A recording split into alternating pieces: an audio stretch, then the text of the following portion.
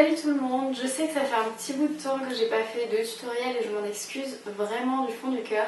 En fait j'ai été pas mal occupée durant tout le mois de septembre avec mon emménagement sur Paris et ensuite le début de mes cours. Comme certains d'entre vous le savent peut-être déjà, j'ai obtenu mon DNAP, le diplôme national d'art plastique, en juin dernier aux Beaux-Arts. Et suite à ça, je suis partie pour intégrer une école de stylisme sur Paris. Donc cette formation, je viens tout juste de la commencer, ça se passe à merveille. J'ai déjà appris pas mal de choses et du coup ça va beaucoup m'aider pour pouvoir poursuivre mes tutoriels. Et surtout cela va m'aider pour me permettre de réaliser des vêtements qui seront encore plus perfectionnés. Et je vais pouvoir ainsi vous donner plus de conseils puisque j'en apprends tous les jours un peu plus. Je m'excuse encore vraiment pour l'absence de tutoriel, j'espère que vous ne m'en voudrez pas trop. En tout cas, j'ai été super ravie de voir que malgré cette période d'absence de ma part, j'ai quand même reçu de nombreux mails, j'ai toujours eu des commentaires et mon nombre d'abonnés n'a cessé d'augmenter. Donc franchement, ça me fait super plaisir et c'est pour ça que je suis encore plus contente de pouvoir prendre le temps de faire cette nouvelle vidéo aujourd'hui. Pour recommencer du coup le rythme, j'ai décidé de faire une petite vidéo un petit peu spéciale que je voulais faire depuis quelques temps et je sais que beaucoup de personnes m'avaient demandé également de la réaliser. C'est pourquoi aujourd'hui ce ne sera pas un tutoriel que je vous propose, mais ce sera la présentation des accessoires dont on a besoin lorsqu'on réalise de la couture. Donc ça peut paraître bête, mais il y a certains accessoires qui sont vraiment indispensables dans une trousse de couture. Donc je vais tout vous présenter maintenant, vous dire environ la gamme de prix et surtout où vous pouvez le trouver.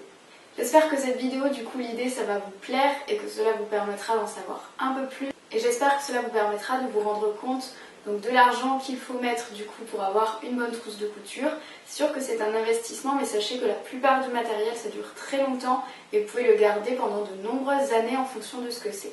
Donc je vais commencer par vous montrer moi tous les accessoires que j'ai, dont je me sers vraiment tous les jours et qui me sont indispensables. Donc il y en a plusieurs, donc je vais vous les présenter un par un.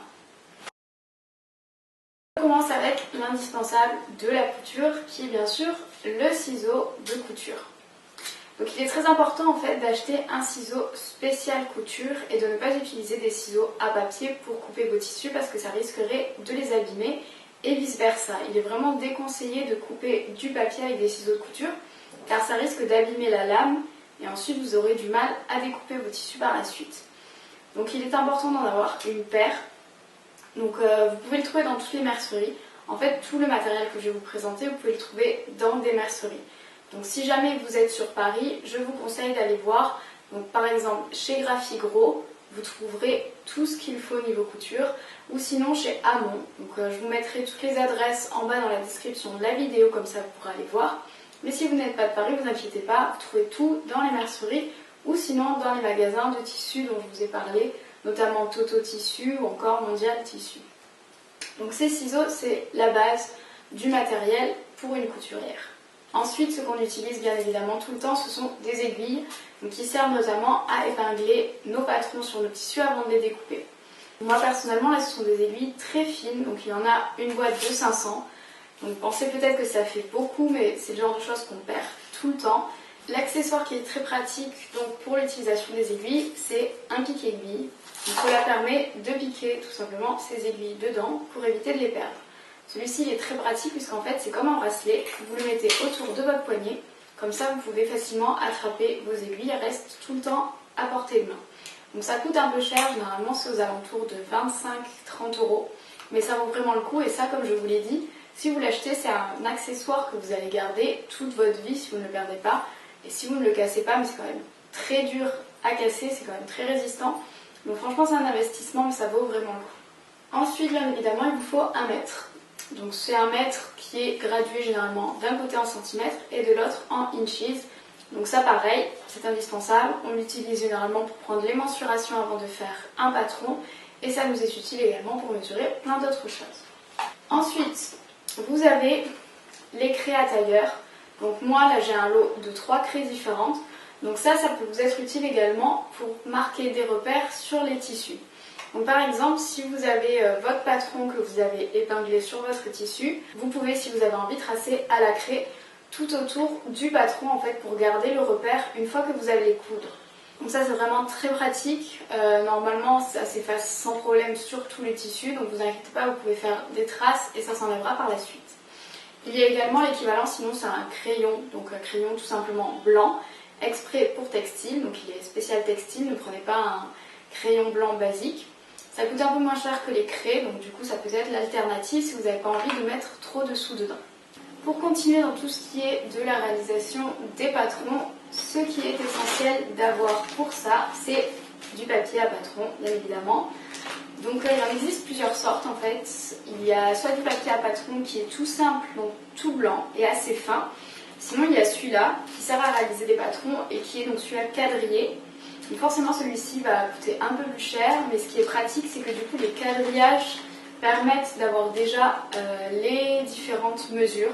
C'est-à-dire qu'un carreau ça correspond à 1 cm.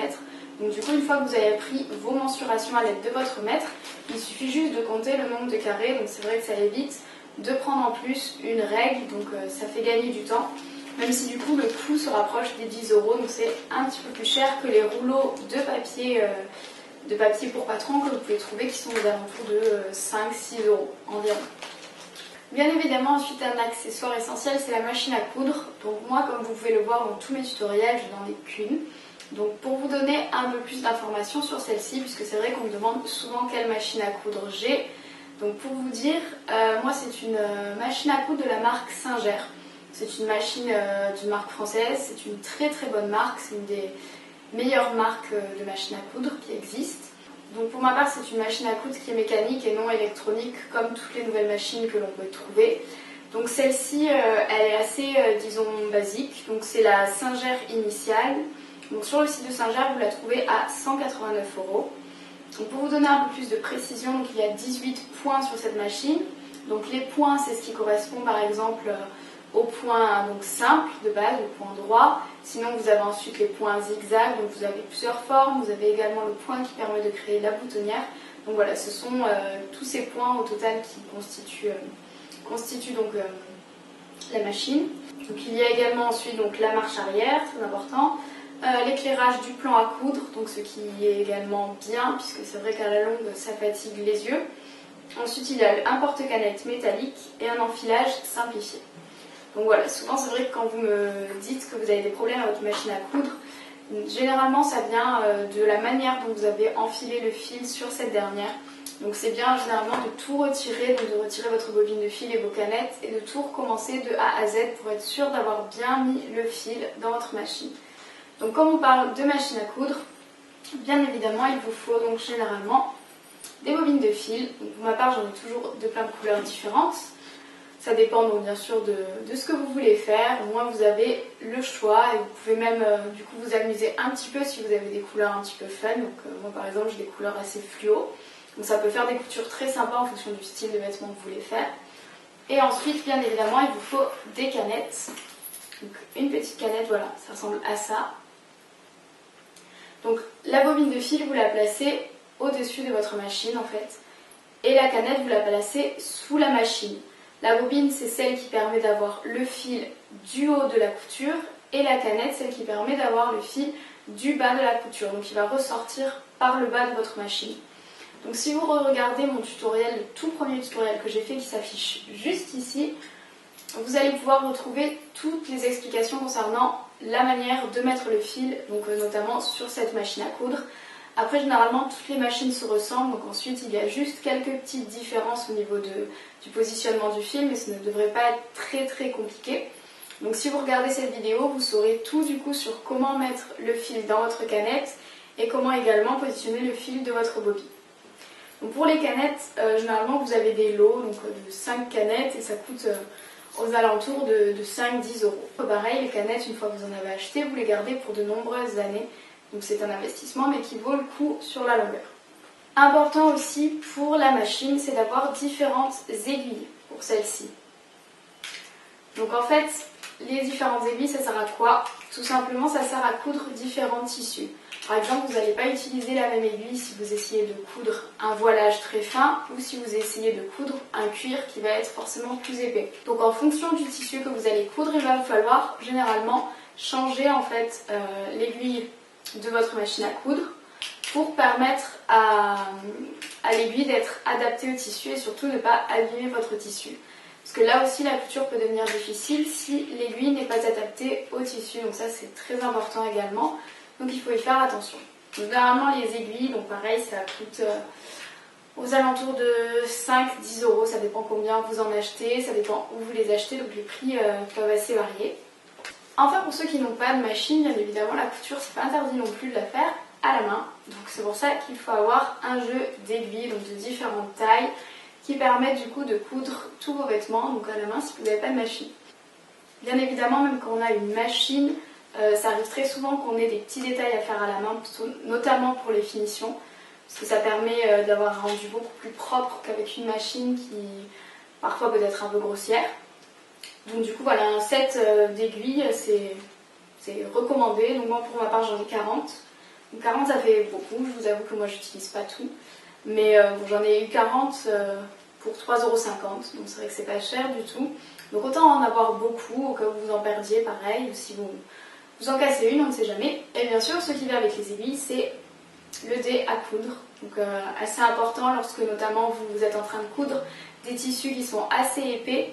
Pour enfoncer l'aiguille, personnellement c'est plutôt pas mal d'avoir un dé, ça vous permet quand même d'avoir une certaine résistance et de pouvoir enfoncer l'aiguille plus facilement parce qu'au bout d'un moment ça abîme quand même pas mal les doigts. Donc je vous conseille un dé à coudre et ça coûte pas cher, ça coûte moins de 5 €. Ensuite, lorsque vous faites des erreurs de couture, que ce soit à la main ou à la machine, il n'y a qu'un seul ustensile qui peut régler ça, c'est celui-ci qui est un découvite. Donc un découvite, ça permet tout simplement de couper tous les fils que vous avez fait. Donc par exemple, si vous venez de faire une couture sur toute la longueur d'un tissu, il vous suffit de prendre votre découvite et de le passer à chaque fois sous chaque fil pour ensuite le découdre. Donc ça prend un petit peu de temps et c'est le meilleur moyen pour avoir ensuite un fil décousu d'une manière propre et de pouvoir recommencer par la suite une couture par-dessus. Je vais passer maintenant à la présentation de quelques accessoires que j'ai pour ma part en plus et qui me servent de temps en temps mais pas tout le temps. Donc là, tous les accessoires que je vous ai présentés, c'est vraiment les accessoires essentiels pour la couture. Et ceux que je vais vous présenter maintenant, ce sont des petits plus dans lesquels vous pouvez investir par la suite. Si vous vous sentez vraiment de vous mettre à la couture à plein temps, ça vous sera forcément utile. En lien avec le patron, vous avez donc une planche de découpe. Donc ça peut être très pratique, notamment lorsque vous ne voulez pas abîmer votre table, parce que c'est toujours vraiment le gros souci lorsque vous faites de la couture, c'est de couper sur une table. Donc du coup ça permet, la planche de découpe, de poser votre tissu par-dessus et ensuite de découper sur celle-ci. Donc cette planche de découpe, elle s'utilise notamment avec ce cutter, donc c'est une roue rotative qui permet de découper les tissus. Donc je vais vous donner un exemple pour l'utilisation de cet ustensile. Donc c'est notamment lorsque vous avez épinglé votre patron sur votre tissu, qu'ensuite à l'aide de votre craie, vous avez tracé le contour du patron sur votre tissu et que vous l'avez ensuite enlevé. Et bien cette roue va vous servir du coup à découper le long du tracé que vous avez effectué. Donc pour cela, vous posez votre tissu sur la planche de découpe et vous venez ensuite avec cette roue couper le long du tracé que vous avez effectué. Donc cela vous permet d'éviter par exemple de couper sur votre table directement. Donc cette roue c'est bien pratique notamment lorsque vous avez des arrondis à couper dans du tissu parce que c'est vrai qu'avec un ciseau c'est toujours un peu délicat. Donc pour ça la roue c'est vraiment une alternative qui est vraiment pas mal. Toujours pour la réalisation du patron, vous avez plusieurs sortes de règles qui peuvent être intéressantes de posséder. Dans un premier temps, il y a la règle japonaise. Donc celle-ci est quadrillée et est graduée en centimètres, donc de 0 jusqu'à 50. Vous avez également une règle qui s'appelle un perroquet. Donc en fait, c'est une règle qui permet, donc, comme vous le voyez par son arrondi, de faire tous les arrondis de vos patrons. Donc parce que c'est vrai que quand on les fait à main levée, les arrondis ne sont pas forcément terribles. Donc ensuite, le rendu une fois porté, c'est forcément pas terrible non plus.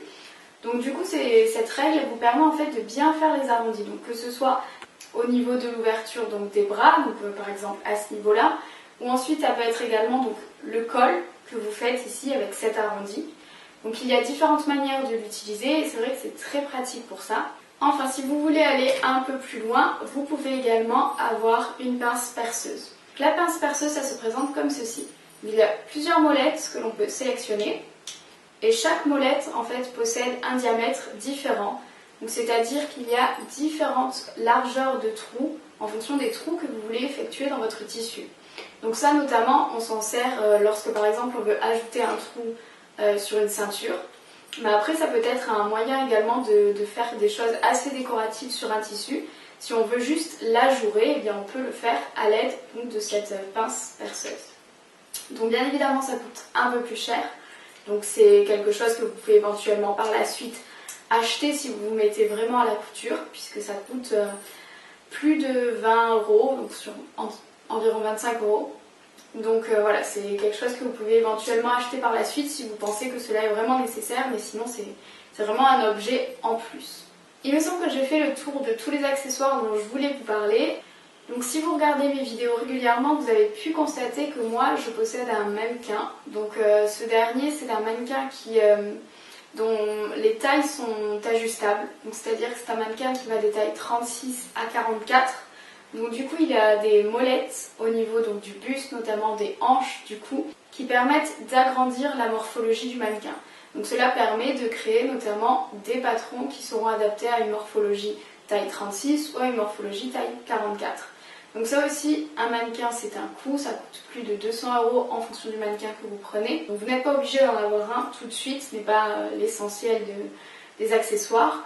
Par la suite, ça peut être très utile et vraiment très pratique si vous faites de la couture régulièrement. Personnellement, moi ça m'aide beaucoup pour me rendre compte des proportions et des dimensions du corps. Si jamais ça vous intéresse quand même, je vous mettrai les références de mon mannequin dans la description de la vidéo. Et vous retrouverez bien évidemment toutes les références de tous les accessoires dont j'ai parlé aujourd'hui. J'espère que cette petite vidéo ça vous aura plu. Je sais que c'est pas un tutoriel et que vous attendez sûrement un nouveau tutoriel avec impatience. Mais ne vous inquiétez pas, ça va arriver très vite dans le courant de la semaine prochaine. En attendant, j'espère que cette vidéo ça vous a plu et que ça vous a permis d'en savoir un peu plus sur les accessoires de couture. Surtout si vous avez des questions, n'hésitez pas à me poser un commentaire et j'y répondrai avec grand plaisir. Je vais d'ailleurs prendre le temps de répondre à tous les commentaires que vous m'avez laissés, également les mails parce que j'ai pas eu le temps de le faire et j'en suis encore désolée. Une fois encore, je sais que je me répète, mais je tiens à tous vous remercier pour votre soutien, c'est vraiment super sympa de votre part et ça me fait vraiment très plaisir. N'hésitez pas également à aller faire un tour sur mon blog, j'ai posté quelques petites nouveautés. Je dois avouer que comme ma chaîne YouTube, il était un peu en attente ces derniers temps, mais tout va reprendre son rythme très vite, ne vous inquiétez pas. J'espère en tout cas que pour vous, votre rentrée s'est bien passée et que vous êtes heureux dans les études que vous faites parce que c'est vraiment l'essentiel. Je vous dis donc à très bientôt pour un nouveau tutoriel. Ciao!